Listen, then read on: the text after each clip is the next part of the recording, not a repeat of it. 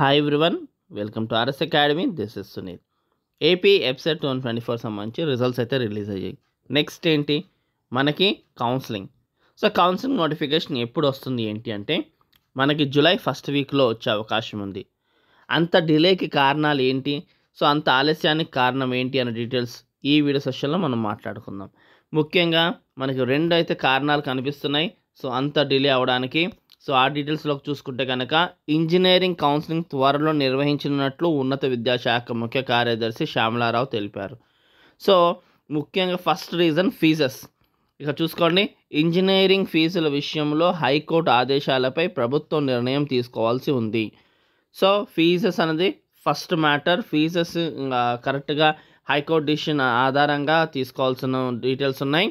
So ఆ ఫీజెస్లో మార్పులు వచ్చినా ఏమొచ్చినా ఖచ్చితంగా మీ దాకా ఇన్ఫర్మేషన్ తీసుకొస్తాం, ఏ కాలేజ్కి ఎంత ఫీజు అన్నది. అండ్ రెండోది సీట్స్. ఏఐసిటిఈ ప్రకారంగా అనుమతులు ఇచ్చిన ప్రకారంగా ఆ కాలేజెస్ని ఆ సీట్స్ని హైక్ చేసుకోవడానికి కొత్త సీట్స్ ఇవ్వడానికి పర్మిషన్ గ్రాంట్ చేయాల్సి ఉంది. సో సీట్ కన్ఫర్మేషన్ ఒకటి, ఫీజ్ కన్ఫర్మేషన్ ఒకటి, ఈ రెండు విషయాలు ఉన్నాయి. సో సీట్స్ ఏమైనా హైక్ అయితే ఎన్ని హైక్ అయినా ఏంటంటే డీటెయిల్స్ కూడా మన ఛానల్ నుంచి మీకు వస్తుంది. సో ఇక్కడ చూసుకోవచ్చు.